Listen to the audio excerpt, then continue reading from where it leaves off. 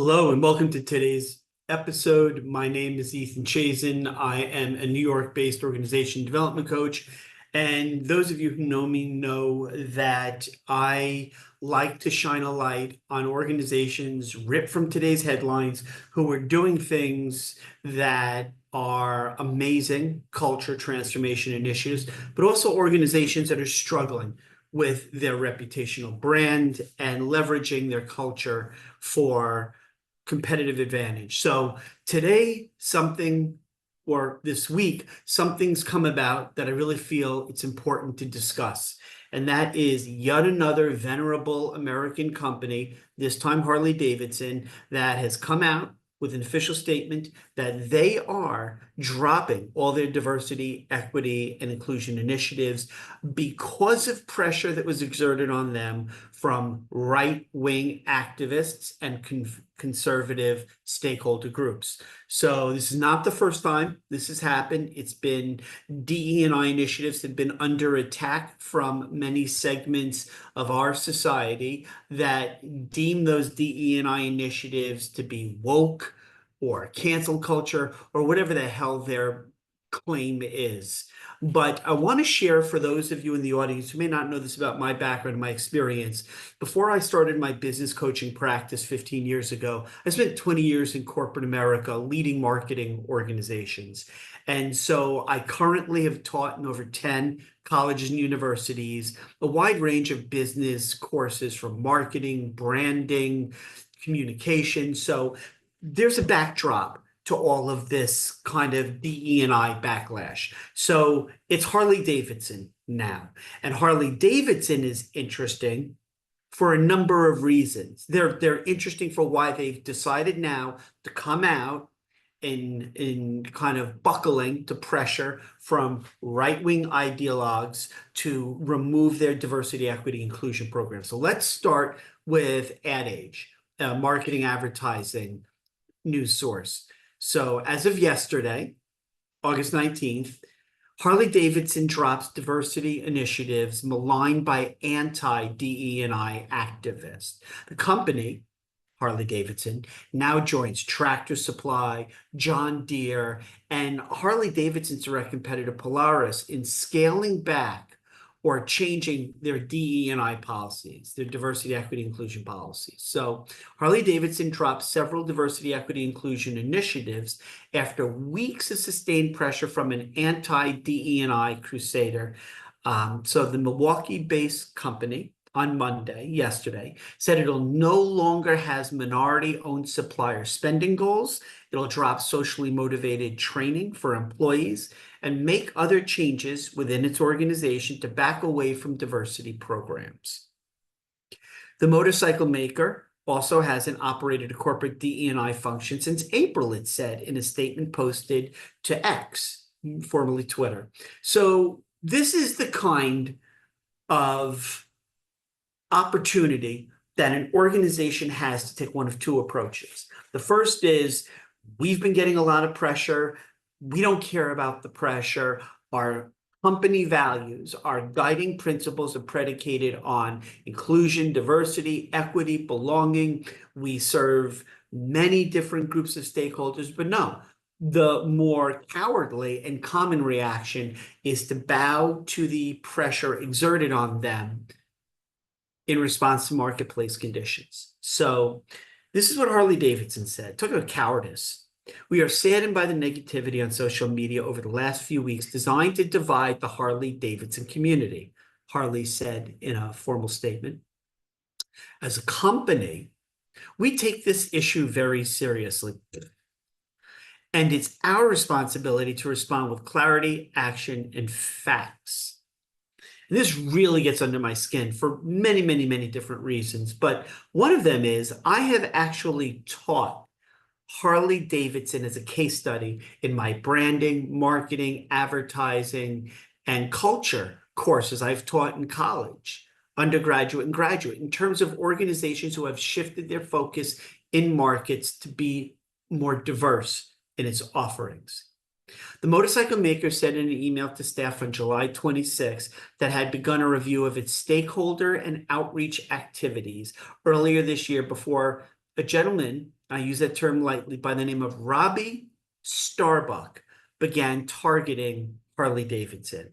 And I'll kind of share with you in a second who this person of interest, Robbie Starbuck, is. The company said, here we go. The company said it will no longer participate in an annual rating of LGBTQ acceptance conducted by the Human Rights Campaign. It'll also recognize employee resource groups to focus solely on business development, mentoring, and training. So here's the cowardice. This is what organizations are dealing with.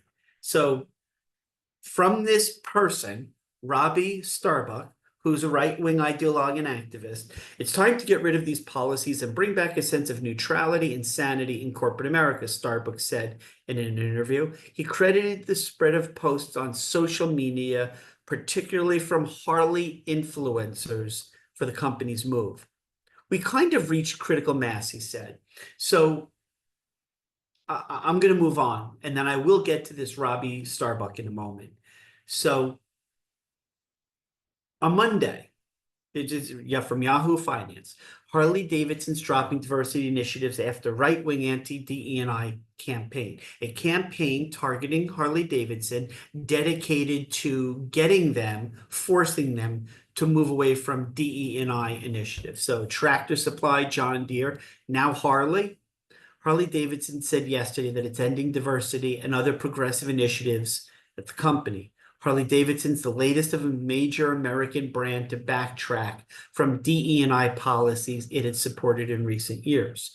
And I'm going to tie that into their recent years initiatives on the DE&I front as a strategic decision to pursue DE&I as a way to expand market share from an ever-shrinking percent of market that it had historically owned. So I referenced this "we are saddened" statement. The company added, "We have not operated a DE&I function since April, so leave us alone. And we do not have a DE&I function today. Trust us, no more DE&I. We promise. We learned our lesson. So we do not have hiring quotas, and we no longer have supplier diversity spending goals. Please leave us alone. Look, we'll acquiesce, we'll kowtow." But the company said it would review all sponsorships and outside organizations that the company affiliates with, stakeholders, partners, and the company will establish a central clearinghouse for approval of the relationships. It also suggested it would drop some sponsorships, including LGBTQ plus pride festivals, saying the brand going forward would focus exclusively on growing the sport of motorcycling. Harley-Davidson, based in Milwaukee. And by the way, I visited their headquarters a few years back. It's a phenomenal place. I won't go there now. I wouldn't go there now, but I visited their corporate headquarters in Milwaukee. They had previously, the company, been a longtime corporate member of the Wisconsin LBGT Chamber of Commerce. The company also said, "We will end our relationship with the Human Rights Campaign, a leading LGBTQ advocacy group. We remain committed to listening to all members of our community," the company said. Are you kidding me? Are you kidding me? Really? Talk about corporate speak that manages to talk out of both sides of its mouth. Leave us alone. We promise we won't pursue DE&I, but we're going to remain open to pursuing DE&I. Your corporate culture, your reputational brand is known for how you act. This speaks volumes to their current board of directors and their leadership team. And I do this bunny ears when it's like a sarcasm font.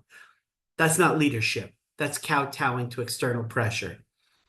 So Harley's dropping diversity initiatives after a right-wing anti-DE&I campaign. They said they're ending diversity Monday and other progressive initiatives at the company. It's the latest American established reputational corporate brand to backtrack from DE&I that had actually gone out of its way to support aggressively as a competitive advantage in recent years. The pressure came, they said, from Robbie Starbuck, who's a conservative activist who's successfully taken on DE&I policies at other corporations. As I said before, I'm going to get to this person. Okay. You mentioned some of this. It's going to end its relationship with Human Rights Campaign, which is one of the things you do if you really want to show you have no commitment to communities that your employees and your clients live in. So Robbie Starbuck, first posted on social media about Harley-Davidson less than a month ago. It's time to expose Harley-Davidson, he first posted July 23rd, listing around 20 examples of how the company has gone totally woke. Woke is one of those branding words that's been in favor since at least 2016 by Trump and the MAGA group and right-wing conservatives and ideologues. They label things. They label things that are dog whistles. They're very powerful phrases, keywords that denote certain things to their populace, their audience, their tribe.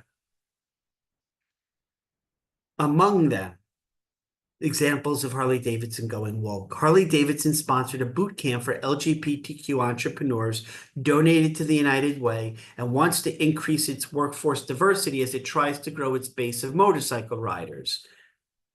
Elon Musk and other right-wing leaders amplified Starbucks social media posts. So this is the war. When we talk about a war between two oppositional viewpoints that are playing out in American society as we head towards a November presidential election, this is a company, an organization, a for-profit that's getting caught in the crosshairs and trying to figure out a balancing strategy about appeasing two masters or not offending a bulk of its client base. Forget about employees. This isn't a decision predicated on if the decision will match the values, ideology, beliefs, desires of their employees. Clearly, this is not that. So let's move into Robbie Starbuck. Robbie Starbuck is an American conservative activist and a former music video director. He ran in the 2022 United States House of Representatives elections in the state of Tennessee as a write-in candidate and was defeated. As an activist, he's campaigned against companies popular with conservatives. So these are companies who typically have a entrenched, established client base with staunch conservatives, Tractor Supply, John Deere, and Harley-Davidson. So he's gone after them because of DE&I initiatives. So here you go. Here's Mr. Robbie Starbuck. He's made on Instagram 4,630 posts. Here's the kicker. 334,000 followers. 334,000 followers. When we talk about influencer, that's just a generic term for people who have powerful strength in exerting influence because of their following. And that's the world that we live in. And that's the world that companies like Harley and Davidson have to be cognizant of and genuflect towards. And this is problematic to me. As I said, I am, in addition to being a business growth coach, focusing on business culture transformation, I'm also a teacher. And I've taught the Harley-Davidson story going back 10 years. We're in 2024, so going back to around 2012, 2013, Harley-Davidson was faced with a dilemma from a market positioning vantage point. They had flat growth. They had flat growth because the market that they typically sold, well, designed their products, their Harley-Davidson motorcycles, and sold them to, it was flatlining because it wasn't growing. So we're talking about Gen Xers somewhat, but mostly boomers and matures, Caucasian, middle of America, a certain level of education, a certain lifestyle. But that was a very finite percent of the population, the 330 million in the US.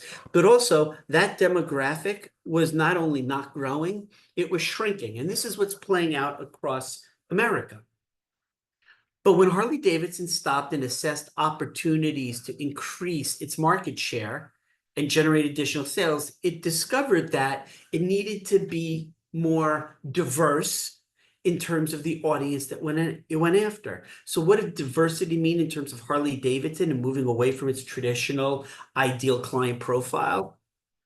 It meant looking at other ethnicities and other demographics in terms of millennials and Gen Zs, and thus a shift in market strategy and a commensurate shift in advertising and messaging took place. So I want to play for you just two snapshots, two vignettes, two commercials that Harley-Davidson used to market its products, the Harley-Davidson long-held established brand motorcycle, to new segments and to new sectors or segments of the US population. So here we go. First of all, African Americans, city of Atlanta, new demographic, and a new set of messaging tied to marketing its products to a new audience.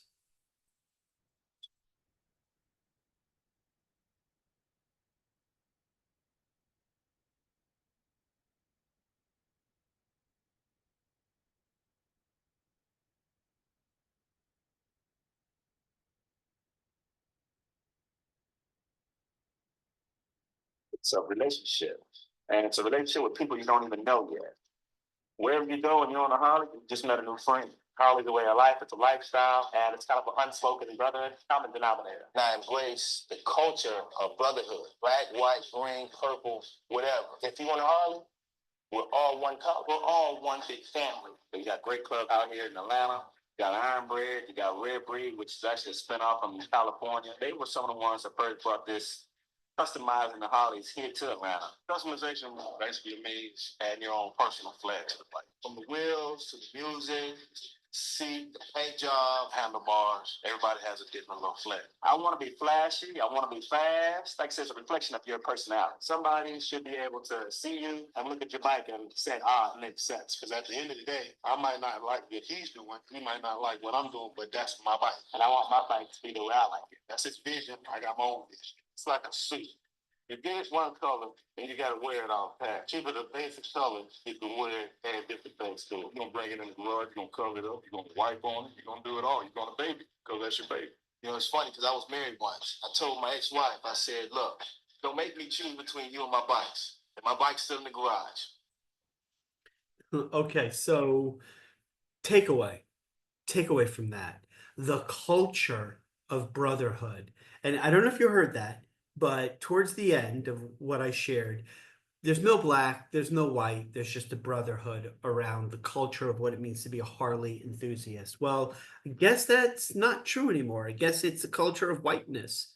Again, we tried to expand, but those who were our traditional audience took exception to us, Harley-Davidson, trying to grow market share, trying to expand and evolve and offer more diversity to the market. No, no, no, no, no, you're not allowed to do that.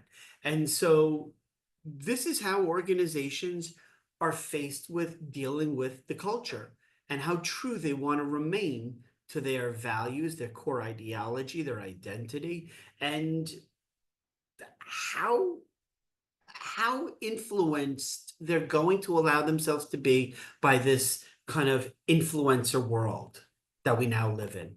So another example, not only did Harley-Davidson realize that a really effective market expansion strategy could be to leverage expanding beyond a traditional white ethnic audience, they realized, let's go generational. So those boomers, those matures who were leaving the two-wheeled community for three-wheel and four-wheel options like Gray Wolf and other products in the market, they decided, let's diversify by going younger. And so this is what messaging looks like for younger people, millennials, older Gen Zs who don't live in rural areas with miles and miles of highway, but maybe live in major urban centers. Let's look at how Harley-Davidson approached this opportunity to diversify.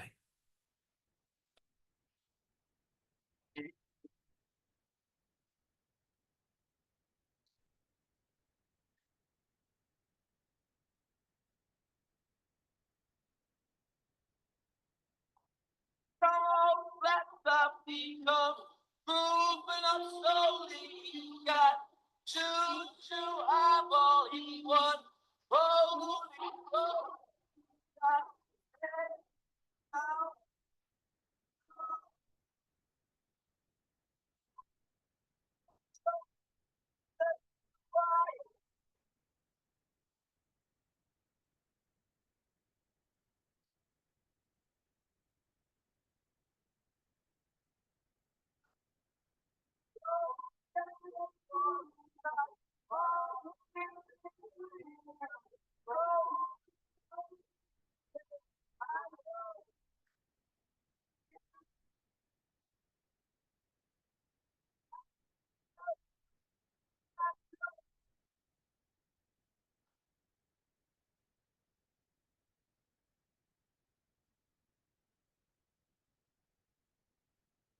Campaign is called Where I Live, but clearly the targeting, you can just tell from them.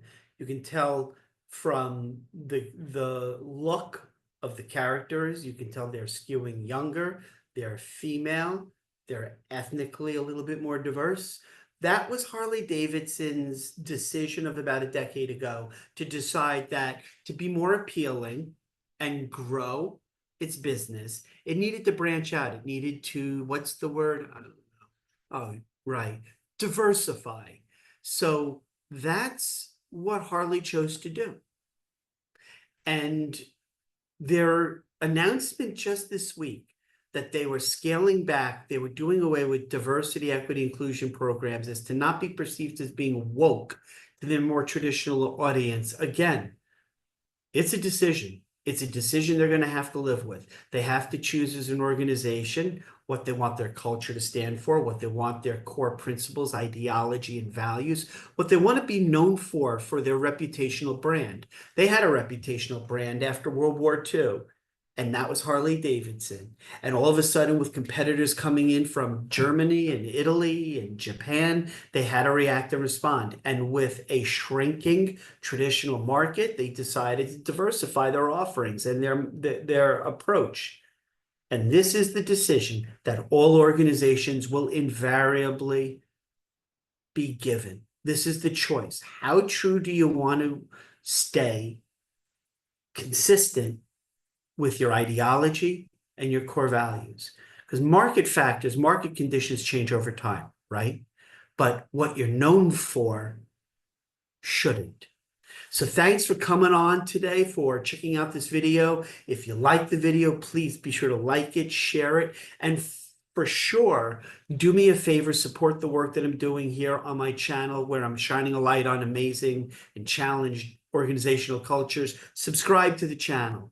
Thanks so much, and looking forward to seeing you on the next video.